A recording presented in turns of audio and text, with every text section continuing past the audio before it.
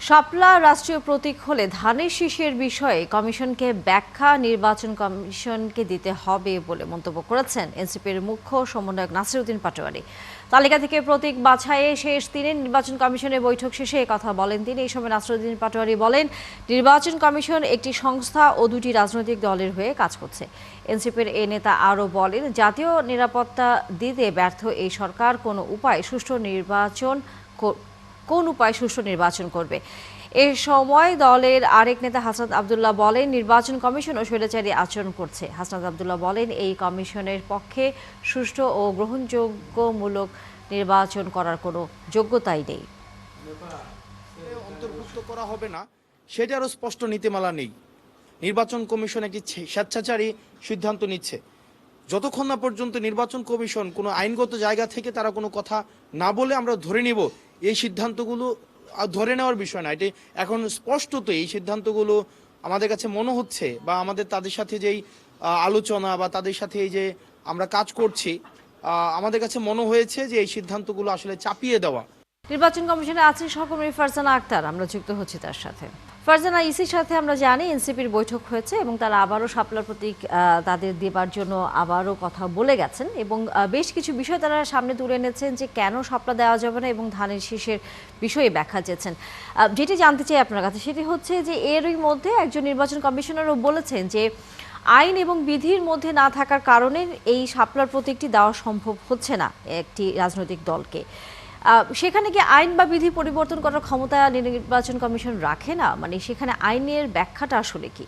তানিয়া যেমনটি বলছেন যে শাপলা প্রতীক দেওয়ার ক্ষেত্রে আইন ও বিধি পরিবর্তনের ক্ষেত্রে নির্বাচন কমিশন আইন বিধি পরিবর্তনের ক্ষমতা রাখে কিনা, সেটি আমরা আসলে যতটুকু জানি নির্বাচন কমিশন এই শাপলা প্রতীক দেওয়ার ক্ষেত্রে আইন ও বিধি পরিবর্তন করার ক্ষমতা রাখে। এর আগেও কিন্তু আমরা যেমনটি দেখেছিলাম যে ভোটার তালিকা হালনাগাদের যে আইন এবং এই কমিশন দায়িত্ব নেওয়ার পর বড় বড় কয়েকটি আইন কিন্তু সংশোধন করেছে এবং এই ক্ষেত্রে আইন যে প্রতীক দেওয়ার ক্ষেত্রে যে আইনটি রয়েছে নির্বাচন বিধিমালা 2008, সেটিও কিন্তু নির্বাচন কমিশন চাইলে সেটি সংশোধন করতে পারে এবং এই দাবিটি কিন্তু এনসিপি করছে। তারা বারবারই নির্বাচন কমিশনকে বলছে তারা যাতে নির্বাচন বিধিমালা 2008 যেটি প্রতীকের বিধিমালা রয়েছে সেটি যাতে তারা পরিবর্তন করে আইন মন্ত্রণালয়ে শাপলা প্রতীক সহ আইন মন্ত্রণালয়ে আবারও ভেটিংয়ের জন্য পাঠায় এবং শাপলা প্রতীক যাতে অন্তর্ভুক্ত করা হয়। এবং আজ ব্রিফিংয়ে এনসিপির পক্ষ থেকে যেমনটি বলা হয়েছে যে তারা নির্বাচন কমিশনকে বারবারই প্রশ্ন করছে যে কেন শাপলা দেয়া হবে না এবং তারা বলছে যে এক্ষেত্রে কোনো যুক্তিসঙ্গত উত্তর দিতে পারেননি নির্বাচন কমিশন এবং এটিকে তারা ভাবছে যে হয়তোবা নির্বাচন কমিশনকে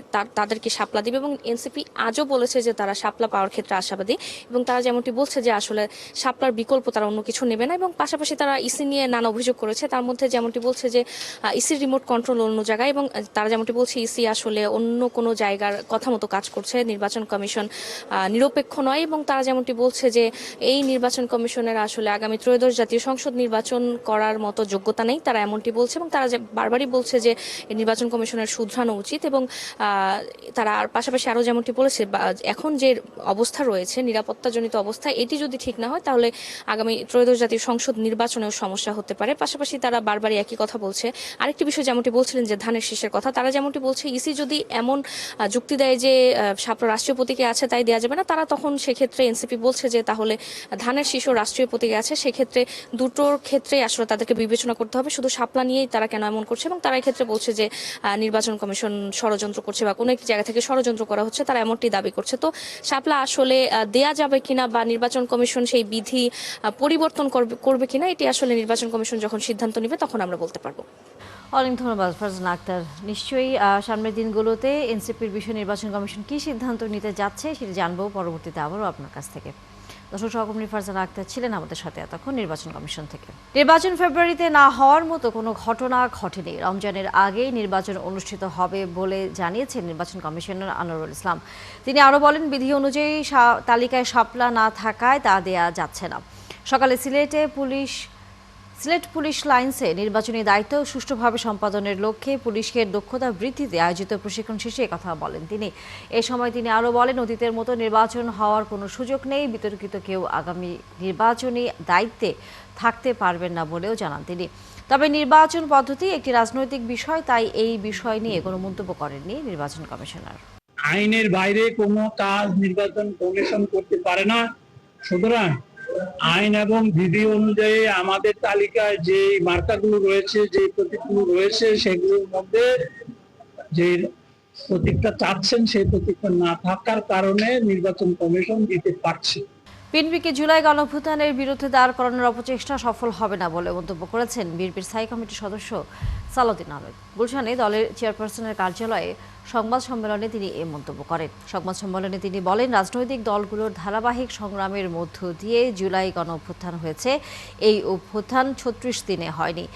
জুলাই স্বাক্ষর অনুষ্ঠানের সৃষ্ট বিশৃঙ্খলার সাথে জুলাই যোদ্ধারা নয়, আওয়ামী লীগ ফ্যাসিস্টরা জড়িত থাকতে পারে বলে মন্তব্য করেছেন তিনি। জুলাই গণঅভ্যুত্থানকে যাতে কলঙ্ক মুক্ত রাখা যায় সেই বিষয়ে সবাইকে সতর্ক থাকার আহ্বান সালাউদ্দিন আহমেদের। দেশে একের পর এক অগ্নিকাণ্ডের ঘটনা দেশে অস্থিতিশীলতা সৃষ্টির চেষ্টা হতে পারে বলেও মন্তব্য করেন বিএনপির এই নেতা। ক্ষমা চাইতে হবে এনসিপির এই আহ্বান গণতন্ত্র চর্চার অংশ, যা সমর্থন করেন বলে জানান সালাউদ্দিন আহমেদ। প্রকৃতপক্ষে আমি জুলাই অভ্যুত্থানের সাথে জড়িত ব্যক্তি, সংগঠন এবং শক্তিদের সম্মানিত করার চেষ্টা করেছি। জুলাই গণ অভ্যুত্থানের, ছাত্র গণ অভ্যুত্থান 2024-এর ভূমিকা আমাদের জাতীয় জীবনে একটি লিডিং ফোর্স, ড্রাইভিং ফোর্স, আমাদের জাতিকে এগিয়ে নিয়ে যাওয়ার জন্য একটি শক্তি, আমাদের ফ্যাসিবাদ বিরোধী জাতীয় ঐক্য। এর মধ্যে কোনো রকমের কোনো কলঙ্ক, দাগ স্থাপন হোক, সেটা আমরা কখনোই চাইতে পারি না। ডিসেম্বরের প্রথম সপ্তাহে নির্বাচনের তফসিল দেওয়া হবে। কমিশনের এই ঘোষণার পর থেকে দেশে নানা অশনি সংকেত শুরু হয়েছে বলে মন্তব্য করেছেন বিএনপির চেয়ারপারসনের উপদেষ্টা জয়নুল আবেদিন ফারুক। রোববার সকালে জাতীয় প্রেসক্লাবের সামনে জাতীয়তাবাদী ওলামা দল আয়োজিত বিক্ষোভ সমাবেশে তিনি এসব কথা বলেন। দেশবিরোধী ষড়যন্ত্রের সাথে জড়িতরা দেশের মানুষের শান্তি চান না মন্তব্য করে তিনি বলেন, ফ্যাসিস্টরা ভারতের কাঁধে ভর করে অরাজকতা করছে। তিনি বলেন, কোনো ধরনের হস্তক্ষেপ ছাড়াই আদালত ষড়যন্ত্রকারীদের বিচার নিশ্চিত করবে। কার্গো ভিলেজ সহ সাম্প্রতিক সময়ের অগ্নিকাণ্ডের ঘটনায় অপূরণীয় ক্ষতি হয়েছে বলেও জানান তিনি। বাংলাদেশের সর্ববৃহৎ বিমানবন্দরে কার্গো ভিলেজে আগুন লেগে সব সরকার হয়ে গেল। তার দুদিন আগে মিরপুরে আগুন লেগে সব শেষ হয়ে গেল। যখন এই নির্বাচন কমিশন বলা শুরু করলো ডিসেম্বরের প্রথম সপ্তাহে বাংলাদেশের এই নির্বাচন তফসিল ঘোষণা করবেন, ঠিক তার পূর্ব মুহূর্তগুলো বাংলাদেশে এই নির্বাচনকে ব্যাহত করার এই অশনি সংকেতগুলো খুঁজে বের করতে হবে। জুলাই সনদের মাধ্যমে সংবিধানের মূল 4 নীতিকে পাশ কাটানো হয়েছে। আর এই সনদ প্রণয়নের মাধ্যমে মুক্তিযুদ্ধকে পাশ কাটিয়ে 24কেই মহিমান্বিত করা হয়েছে বলে মনে করেন 4টি বামপন্থী রাজনৈতিক দল। জুলাই সনদে স্বাক্ষর থেকে বিরত থাকা বামপন্থী দলের নেতারা বলছেন, প্রাথমিকভাবে বিভিন্ন বিষয়ে ঐক্য হলেও বৃহত্তর পরিসরে এই সনদ দেশে অনৈক্যই তৈরি করবে বলে অভিযোগ তাদের। বিস্তারিত জানাচ্ছেন ভাস্কর ভাদুরী। 2024 সালের ফেব্রুয়ারি থেকে চলতি বছরের অক্টোবর পর্যন্ত 2 পর্বের আলোচনায় 84টি সংস্কার প্রস্তাবে ঐক্যমত ও সিদ্ধান্ত হয় জাতীয় ঐক্যমত কমিশনে, যা দিয়েই তৈরি হয় জুলাই সনদ।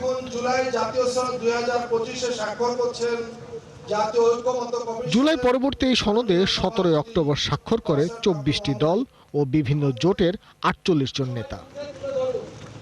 তবে সনদ বিষয়ক 2 ধাপের আলোচনায় অংশ নিলেও এই জুলাই সনদে স্বাক্ষর করেনি বামপন্থী 4টি দল। বাংলাদেশের কমিউনিস্ট পার্টি সিপিবি, বাংলাদেশের সমাজতান্ত্রিক দল বাসদ, বাংলাদেশের সমাজতান্ত্রিক দল বাসদ মার্ক্সবাদী ও বাংলাদেশ জাতীয় সমাজতান্ত্রিক দল জাসদ এই সনদে স্বাক্ষর না করার ঘোষণা করে। সনদে স্বাক্ষর না করার কারণ হিসেবে 4 বাম দলের নেতারা বলেন, বাংলাদেশের স্বাধীনতা ও মুক্তিযুদ্ধের ভিত্তিকে প্রকারান্তরে অস্বীকার করা হয়েছে এই সনদে। আমাদের যদি প্রথমে এইটুকু বিবেচনা করতাম যে আমরা ঐক্যবদ্ধভাবে কতটুকু গণতান্ত্রিক সংস্কারের কাজটা করতে পারি, তাহলে কিন্তু ঝামেলাটা হতো না। কিন্তু অনেকে মনে করেছে এই সুযোগে যার যার এজেন্ডা বাস্তবায়ন করব। তার মধ্যে প্রথমত আমাদের রাষ্ট্রীয় 4 মূলনীতির উপরে আঘাত আছে, আমরা মনে করি ডিফেক্ট এখানে যে পটভূমি লেখা হয়েছে, অঙ্গীকারের যেখানে বলা হয়েছে, সেইখানে অনেক সময় জনগণের কাছে এটা দৃশ্যমান হবে যেটা যেন 1971-কে অন্য কিছু দিয়ে প্রতিস্থাপন করার চেষ্টা চলছে। বামপন্থী দলগুলোর তরফ থেকে বলা হচ্ছে আদালতে প্রশ্ন করা যাবে না, এমন বিষয়ে অঙ্গীকার করে জুলাই সনদে স্বাক্ষর করা তাদের পক্ষে সম্ভব নয়। আওয়ামী লীগের দুঃশাসনকে দেখিয়ে মুক্তিযুদ্ধকে অস্বীকার করাটা তো শুধুমাত্র অনৈতিহাসিক তা নয়, এটা অনৈতিকও বটে।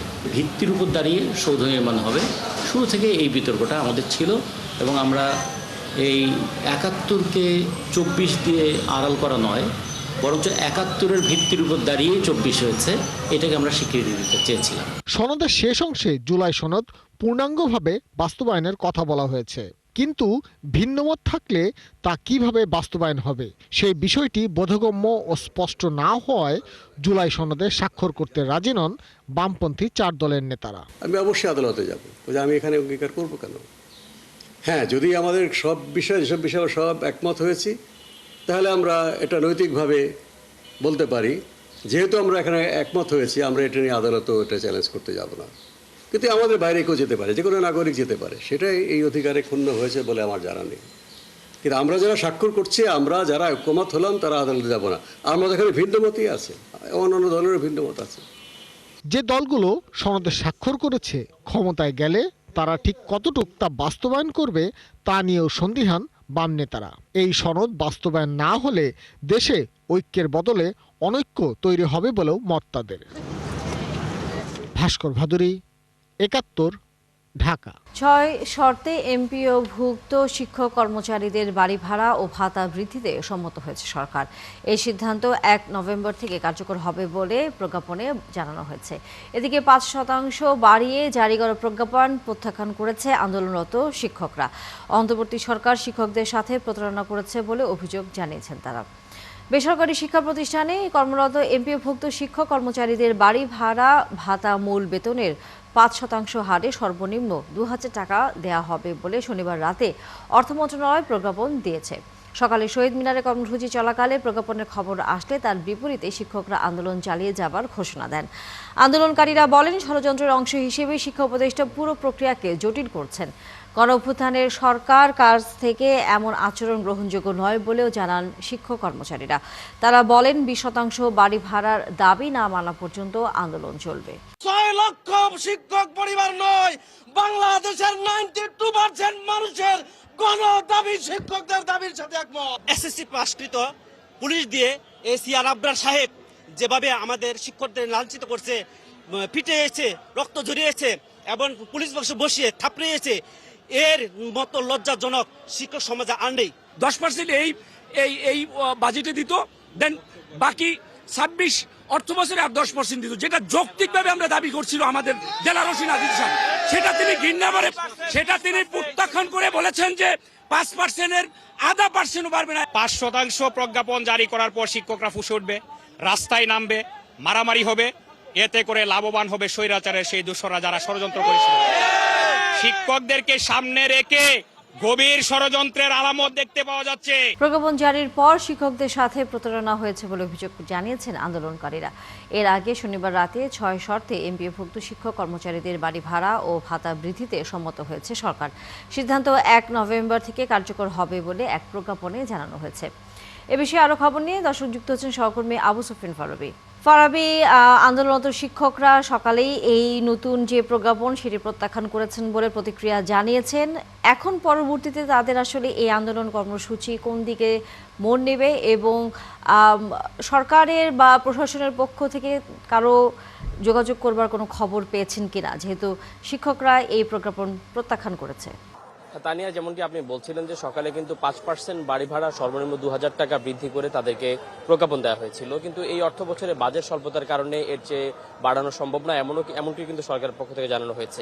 তবে আমরা দেখেছি যে এখনো আসলে শিক্ষকরা এখানে আছেন এবং তারা অনির্দিষ্টকালের যে কর্মবিরতি রয়েছেন এই কর্মবিরতিতে তারা এখনো আছেন এবং তারা প্রত্যেকে আসলে এই যে সরকারি প্রজ্ঞাপন রয়েছে এই প্রজ্ঞাপনের অসন্তোষ প্রকাশ করেছেন এবং তারা আসলে তাদের দাবিতে অনড় রয়েছেন। এখন পর্যন্ত তারা যে 3টি দাবি নিয়ে সামনে আসছেন, সেই যেগুলো হচ্ছে তাদের যেই বেসিক মূল বেতন এর 20% বাড়ি ভাড়া এবং 1500 টাকা প্রতি মাসে চিকিৎসা ভাতা এবং হচ্ছে তাদের কর্মচারীদের জন্য 75% উৎসব ভাতা নির্ধারণ করার জন্য তারা দাবি জানিয়ে আসছেন। এর আগে কিন্তু তারা মার্চ টু সচিবালয় কর্মসূচি পালন করেছেন, মার্চ টু যমুনাও তারা কর্মসূচি পালন করেছিলেন। তারা শহীদ মিনারে রাত্রি যাপন করছেন, শহীদ মিনারে অবস্থান কর্মসূচি পালন করছেন এবং তারা কিন্তু আসলে বেশ কঠোর আন্দোলনের দিকে এখন যাচ্ছেন। এবং আজ রবিবার কিন্তু আজ এক প্রজ্ঞাপন হয়েছে এবং তাতে কিন্তু অনেকে ধারণা করেছিলেন যে তারা হয়তো তাদের আন্দোলনের গতিটা কিছুটা তারা কমাবেন এবং তারা হয়তো সরকারকে সহযোগিতা করার জন্য তারা সিদ্ধান্ত নেবেন, কিন্তু এখন খুব পর্যন্ত কিন্তু এমন কোনো সিদ্ধান্ত আমরা দেখতে পাইনি, বরং তারা কিন্তু আসলে এখানে জড়ো হচ্ছেন, আরও বেশি শিক্ষকরা আসছেন এবং তারা আসলে ওই তাদের যে 3টি দাবি রয়েছে 3টি দাবির বাইরে তারা এখন পর্যন্ত যেতে চাচ্ছেন না এবং তারা সেই 3টি দাবি আদায় না হওয়ার আগ পর্যন্ত তারা এখানে কর্মসূচি থাকছেন এবং এই কঠোর কর্মসূচি আরও আগামীতে আরও কঠোর করার পরিকল্পনা তারা নিচ্ছেন। আমরা একজন শিক্ষকের সঙ্গে একটু কথা বলার চেষ্টা করছি, আসলে আপনাদের সরকারের পক্ষ থেকে যে আজকে 5% বাড়ি ভাড়া নির্ধারণ করে প্রজ্ঞাপন দেওয়া হলো, এতে আসলে আপনাদের প্রতিক্রিয়াটা আমরা জানলাম যে আপনারা এটা প্রত্যাখ্যান করেছেন, এখন পরবর্তী কর্মসূচি কি দিতে যাচ্ছে? এসে ঘোষণা দিবে, আমাদের যে নেতা আজিজি সাহেব উনি এসে যে ঘোষণা দিবে সেটা আমরা মেনে নিব আর কি। এই 5% কেন যৌক্তিক মনে হচ্ছে না? এটা অন্য সবাই 45%, 50% ভাই, আমাদের 5% এটা আমাদের একটা ভিক্ষা দেওয়ার মতো হয়ে গেল। এটা আমাদের প্রতি একটা অন্যায় হইলো, অবিচার করা হইলো। এটা কি হয় নাকি? এটা 5% সরকার তো বলছে এই বাজেটে আসলে এর চেয়ে বাড়ানো সম্ভব নয়। সম্ভব না হলে উনি যে কি জানি কয় ট্রেনিং এর বাবদ, উন্নয়নের বাবদ লক্ষ কোটি কোটি টাকা হেরাই ওখান থেকে লুটপাট করতে পারে। এই জন্য ওখান থেকে আমাদের দিতে চায় না। ওখান থেকে দিলে তো আমাদের তো 20%, 30% দিতে পারে। এটা দিবে না, হাতে লুটপাট এরা ঠিক রাখবে। কিসের ট্রেনিং? শিক্ষকরা কিন্তু এইভাবে আসলে নিজেদের ক্ষোভের কথা বলছেন। তারা বলছেন যে বিষয়টি আসলে বাজেট স্বল্পতা বা এই বিষয় না, এখানে আসলে মূল বিষয় হচ্ছে সদিচ্ছা এবং মানসিকতার বিষয়। এবং এমপিভুক্ত শিক্ষকদের উপর তাদের ভাষায় দীর্ঘদিন ধরে চালানো যেই বৈষম্য চলছে, এই বৈষম্যের বিরুদ্ধে তারা দাঁড়িয়েছেন এবং তারা বলছেন যে এই যে 3 দফা যে তাদের যেই দাবি রয়েছে, এই 3 দফা দাবি বাস্তবায়ন হওয়ার আগ পর্যন্ত তারা আসলে তাদের কর্মসূচিতে অনড় থাকবেন। ফারাবি, নিশ্চয়ই আমরা ফিরবো আবারও আন্দোলনরত শিক্ষকদের সর্বশেষ খবর আপনার কাছ থেকে জানবার জন্য। দর্শক, সহকর্মী আবু সুফিয়ান ফারাবি ছিলেন এতক্ষণ আমাদের সাথে শহীদ মিনারের সামনে থেকে, সেখানে এমপিভুক্ত যে শিক্ষক এবং কর্মচারীরা আন্দোলন করছেন সেই খবর নিয়ে। রাজধানীর শাহজালাল আন্তর্জাতিক বিমানবন্দরের কার্গো ভিলেজ কমপ্লেক্স ভবনের চারপাশে আজ রোববার সকালেও ধোঁয়া উঠতে দেখা গেছে। ফায়ার সার্ভিস 2 পাশ থেকে পানি ছিটাতে দেখা গেছে। বিমানবন্দরে ফ্লাইট চলাচল স্বাভাবিক রয়েছে। এদিকে ঘটনার কারণ অনুসন্ধান ও দায় দায়িত্ব নির্ধারণে তদন্ত কমিটি গঠন করে বাংলাদেশ বিমান। কমিটিকে 5 কর্মদিবসের মধ্যে প্রতিবেদন জমা দিতে বলা হয়েছে। 6 সদস্যের কমিটির সভাপতি করা হয়েছে বিমানের ফ্লাইট সেফটি শাখার প্রধানকে। অন্যদিকে ক্ষয়ক্ষতি নিরূপণে 5 সদস্যের একটি তদন্ত কমিটি গঠন করেছে অর্থ মন্ত্রণালয়ের অভ্যন্তরীণ সম্পদ বিভাগ। তদন্ত কমিটি কাজ হবে অগ্নিকাণ্ডের কারণ, ক্ষয়ক্ষতির পরিমাণ এবং এর পেছনে কারো গাফলতি ছিল কিনা তা চিহ্নিত করা। একই সাথে ভবিষ্যতে এ ধরনের দুর্ঘটনা এড়াতে করণীয় সুপারিশ করবে কমিটি। প্রায় 12 ঘন্টা ধরে জ্বলতে থাকা আগুনে পুড়ে গেছে বিমানবন্দরের আমদানি কার্গো শাখায় থাকা হাজার হাজার কোটি টাকার মালামাল। বিমানবন্দরের এই শাখায় রাখা ছিল বিদেশ থেকে আমদানি করা পোশাক, ইলেকট্রনিক্স পণ্য ও রাসায়নিক সহ বিভিন্ন পণ্য। আমাদের 10-12টা কোম্পানির শিপমেন্ট এখানে আছে আমাদেরকে। এর মধ্যে এখনো কোনোটার খোঁজ খবর আমরা পাইনি। এইমাত্র আমি এখানে গেলাম, আমাদের যেতে দিচ্ছেন এখানে। আমাদের ওরিয়ন ফার্মার কেমিক্যাল ছিল, মানে যেগুলো যে ওষুধের কাঁচামাল যাকে বলে, হ্যাঁ, এটা বাইরে ছিল না, সব ভিতরে ছিল। আমার একটা পেপারে আছে 62 লক্ষ টাকা আমি ট্যাক্স দিছি আর কি, পেপার এন্ট্রি করছি। আজকে ট্যাক্স জমা দেওয়া ডেলিভারির জন্য আমরা রেডি করব, কিন্তু পণ্য তো পুড়ে গেছে, এখন তো আর নেওয়া সম্ভব না। আমার চাচা স্বয়ং উনি আসছিল রাত 1:30টা পর্যন্ত এখানে স্টে করছে, কিন্তু ভিতরে যাওয়ার কোনো অনুমতি দেয় নাই। আমরা গতকালকে 170 পর্যন্ত ডেলিভারি দিছিলাম, মানে সিএনএফকে হ্যান্ড ওভার করছিলাম। যারা আজকে সকালে কার্গো ডেলিভারি নেওয়ার কথা, হয়তো সম্ভব হচ্ছে না। আর যেগুলো পেন্ডিং ছিল তো অনেকে সকালবেলা এসে নিত ডকুমেন্টসগুলো নিয়ে, তারা হয়তো ডেলিভারি দিত, হয়তো সেগুলো আর পারতেছে না। এরকমই তাদের মানে এগুলো নিতে পারতেছে না তারা। হযরত শাহজালাল আন্তর্জাতিক বিমানবন্দরের কার্গো ভিলেজের আগুন এখনো পুরোপুরি নির্বাপন হয়নি। এ নিয়ে আরও খবর নিয়ে যুক্ত হচ্ছেন সহকর্মী মোহন ইসলাম।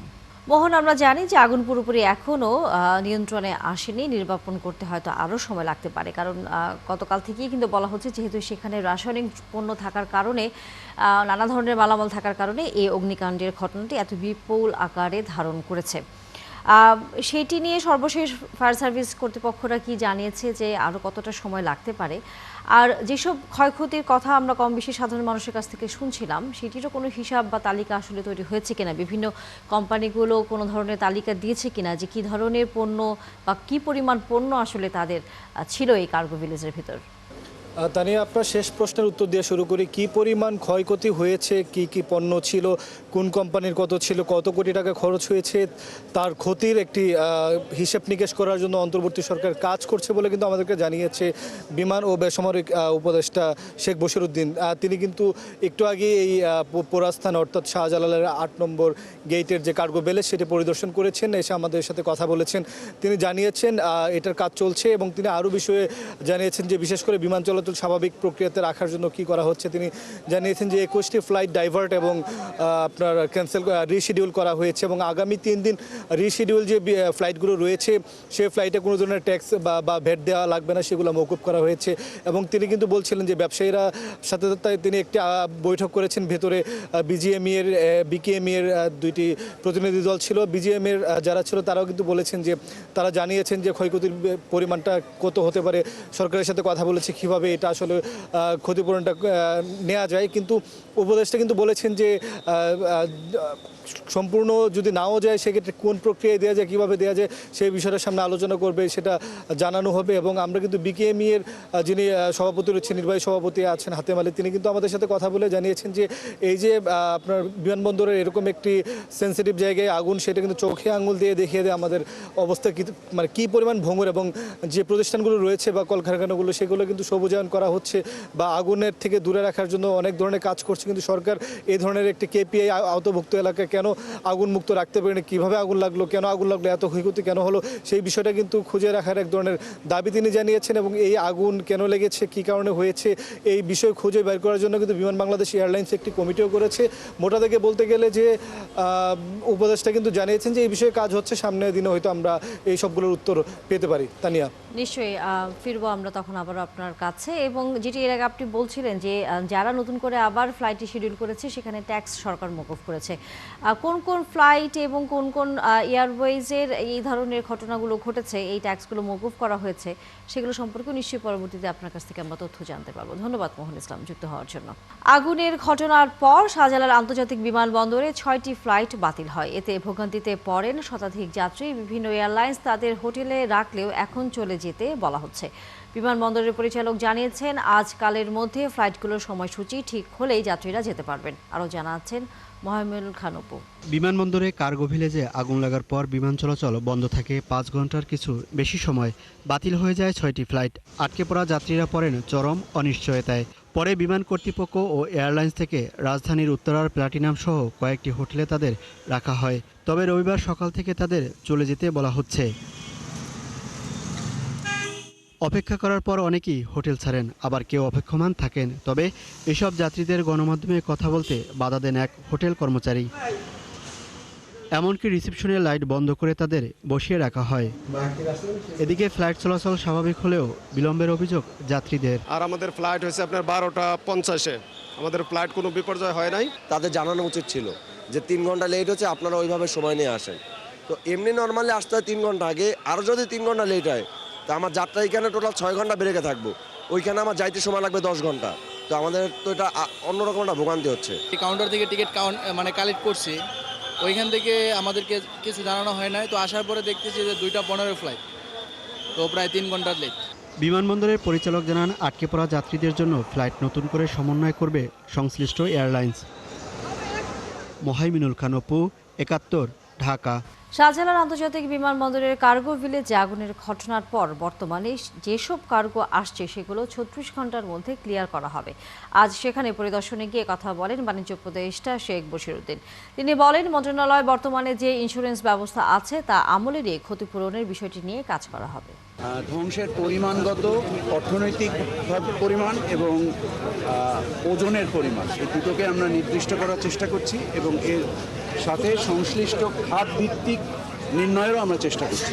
যাত্রী সাধারণের কষ্টকে লাঘব করার জন্য আমরা একটা অর্ডার ইস্যু করেছি, যার মাধ্যমে আগামী 3 দিন যত নন শিডিউল এক্সট্রা ফ্লাইট আসবে তার সমস্ত রকম মাশুল এবং তার সমস্ত রকম খরচ আমরা মওকুফ করে দিয়েছি। Bangladesh university of professionals Savar ক্যাম্পাসে শিক্ষার্থী গণধর্ষণের প্রতিবাদে আজও রাজধানীতে বিক্ষোভ মিছিল ও সমাবেশ করেছে বিইউপির শিক্ষার্থীরা। বেলা 11:30টায় রাজধানীর মিরপুর 12 নম্বর বাস স্ট্যান্ডে এই প্রতিবাদ সমাবেশ করে তারা। অংশ নেন বিইউপির কয়েকশো শিক্ষার্থী। এ সময় শিক্ষার্থীরা বলেন, বাংলার মাটিতে এখনও নারীরা নিরাপদ নয়, যা দুঃখজনক। তাছাড়া দেশে আইনের শাসন নেই বলে এই ধরনের অপরাধ বাড়ছে বলে মন্তব্য করেন তারা। মামলা নিতে গড়িমসি ও দ্রুত আসামি গ্রেফতার না করাও পুলিশ উপর ক্ষোভ প্রকাশ করেন শিক্ষার্থীরা। বলেন, সব আসামিকে গ্রেফতার করে আইনের আওতায় না আনলে আন্দোলন আরও জোরদার করা হবে। এদিকে সাভার থানার কথা বলে জানা গেছে, এই শিক্ষার্থী ধর্ষণের ঘটনায় মিঠু বিশ্বাস নামের এক আসামিকে গ্রেফতার করেছে তারা। বাকিদের গ্রেফতারের জন্য অভিযান চলছে। ঢাকা সাভারে টিউশন শেষে বাসায় ফেরার পথে বাংলাদেশ ইউনিভার্সিটি অব প্রফেশনালসের সাবেক শিক্ষার্থীকে ধর্ষণের ঘটনায় মিঠু বিশ্বাস নামের একজনকে গ্রেফতার করেছে পুলিশ। শনিবার মধ্যরাতে রাজধানীর তেজগাঁও এলাকায় অভিযান চালিয়ে তাকে গ্রেফতার করা হয়। মিঠু বিশ্বাস সাভারের কমলাপুর গোয়ালিয়র এলাকার এফ রাফালসের ছেলে। গ্রেফতার আসামিকে রিমান্ড আবেদন করে আদালতে পাঠানো হয়েছে বলে জানিয়েছে সাভার মডেল থানার ভারপ্রাপ্ত কর্মকর্তা জুয়েল মিয়া। এর আগে গত বৃহস্পতিবার রাতে ভুক্তভোগী তরুণী বাদী হয়ে ঘটনার অন্যতম অভিযুক্ত সোহেল রোজিও, বিপ্লব রোজারিও এবং মিঠু বিশ্বাসের বিরুদ্ধে সাভার মডেল থানায় মামলা দায়ের করেন। বাকি আসামিদের গ্রেফতার করতে অভিযান অব্যাহত আছে বলে জানিয়েছে পুলিশ। কিন্তু একাধিক বিভিন্ন জায়গায় সাঁড়াশি অভিযান পরিচালনা করেছি এবং অভিযান পরিচালনা করে আমরা এই ঘটনায় জড়িত অন্যতম আসামি মিঠু বিশ্বাসকে আমরা গ্রেফতার করতে সক্ষম হই।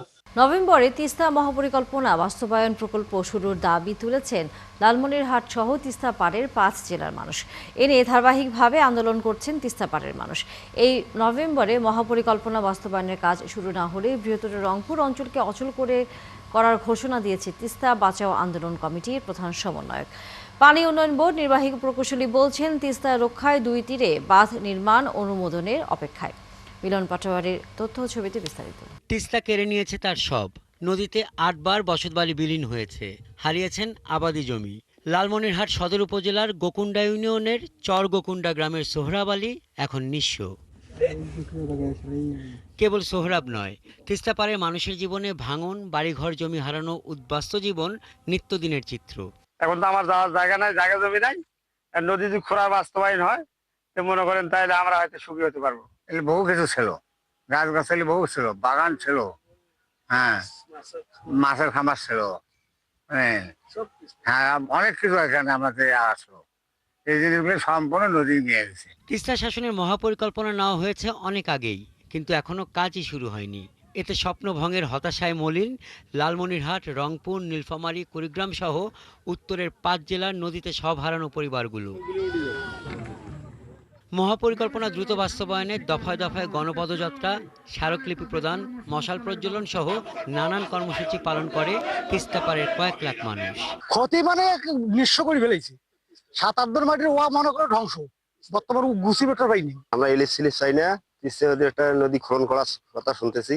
এটা যদি হইতো খুব সুন্দর হইতো। সরকারকে নভেম্বরেই মহাপরিকল্পনা বাস্তবায়নের কাজ শুরুর আলটিমেটাম দিয়ে তিস্তা বাঁচাও আন্দোলন কমিটির প্রধান সমন্বয়ক জানান, নভেম্বর মাসে কাজ শুরু না হলে বৃহত্তর রংপুর অচল করে দেওয়া হবে। প্রধান উপদেষ্টা বরাবর স্মারকলিপি দিয়েছি তিস্তা মহাপরিকল্পনার দাবিতে। যদি দাবি আদায় না হয়, কাজ শুরু না করে, বিলম্ব করে, তাহলে আমরা আরো কঠিন থেকে কঠিনতর কর্মসূচি দিতে বাধ্য হব। পানি উন্নয়ন বোর্ড নির্বাহী প্রকৌশলী তিস্তা মহাপরিকল্পনা বাস্তবায়ন বিষয়ে জানান, তিস্তা রক্ষায় 2 তীরে বাঁধ নির্মাণ অনুমোদনের অপেক্ষায়। প্রথম পর্যায়ে আমরা 19 কিলোমিটার 5টি জেলায় নদী তীর সংরক্ষণ কাজ বাস্তবায়িত করি এবং সে কাজে এখনও চলমান রয়েছে।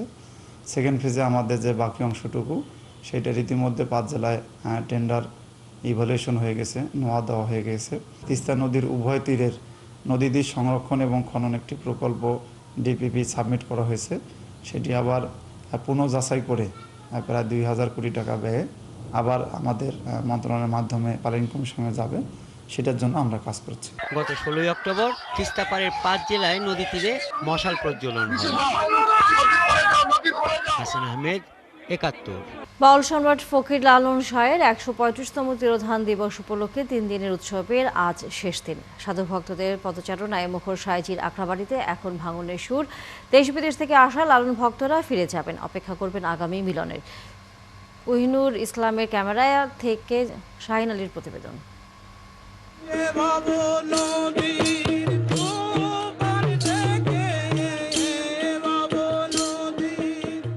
সাধুর সঙ্গ পেতেই সাইজির বারামখানায় ছুটে এসেছেন সাধু বাউলেরা। খণ্ড খণ্ড আসন গেড়ে গানে গানে লালনের জাতপাতহীন মানবতাবাদী অহিংস দর্শনের চর্চা করেছেন। মূল বিষয় হল লালনের দর্শন, মানবতা ধর্ম, আত্মশুদ্ধি সিদ্ধির একটা ধর্ম। এই বাণী যদি বাংলার মানুষ বুঝতো, বাংলার মানুষ যদি মানত, তাহলে আর এত হানাহানি, মারামারি, কাটাকাটি, ভাইয়ে ভাইয়ে রক্তপাত, জাতে জাতে রক্তপাত এগুলো আর হইতো না। সাইজি বললেন যে সত্য বল সুপথে চলো রে আমার মন, অর্থাৎ সত্যের সাথে থাকা, সত্যের পথে চলা এবং সত্যকে নিজের ভিতরে ধারণ করা। আমরা এই আলোপন, এই সৌন্দর্য, এই সাধু সঙ্গ সবসময় চাই। সাধু সঙ্গের মিলন মেলায় এসে ভালো লাগার কথা জানালেন সাধারণ দর্শনার্থীরাও। আমি অনেকবার আসতে চাইছি আমার হাজবেন্ডের সাথে, বাট সে আমাকে নিয়ে আসে নাই। না ওখানে কেমন কি জানি না, বাট আজকে ঢুকে আমার কাছে অনেক ভালো লাগতেছে। এখানকার যে আইন শৃঙ্খলা পরিবেশ পরিস্থিতি আমার চোখে এখন পর্যন্ত মনে হচ্ছে যে যথেষ্ট পরিমাণে সুন্দর আছে। লালন সবসময় শিখিয়ে গিয়েছে জাত, ধর্ম, বর্ণ সবকিছু নির্বিশেষে মানুষ। লালন ফকির ছিলেন একজন অসাম্প্রদায়িক চেতনার মানুষ, যিনি সবকিছুর ঊর্ধ্বে মানুষকে জায়গা দিয়েছেন, মানুষকে ভালোবেসেছেন। এই দর্শন দেশের গণ্ডি পেরিয়ে ছড়িয়েছে বিদেশের মাটিতেও। একটা দাবি সকলকে জানিয়ে আসছে যে এই নদিয়া, যেটাকে আমরা এখন কুষ্টিয়া বলি, এটাই নদিয়ার মূল জায়গা। এই সম্পর্কে ফকির লালন বলেছেন, নদিয়ার ভাবের কথা ফকির লালন জানে কি না। আইন ভেদি লেনে রাসূলুল্লাহ আইন। লালন ভক্তরা বলছেন সাইজির দর্শনের সত্যতা ও গভীরতা ঠিকঠাক বুঝতে পারলেই সমাজ থেকে দূর হবে হিংসা বিদ্বেষ, হানাহানি। অরিসুল ইসলাম, 71। চলছে সংবাদ সংযোগ। সরাসরি সংবাদ অনুষ্ঠান দেখতে থাকুন 71-এর ফেসবুক পেজে এবং সাবস্ক্রাইব করুন 71-এর ইউটিউব চ্যানেল। থাকুন 71-এর সাথে।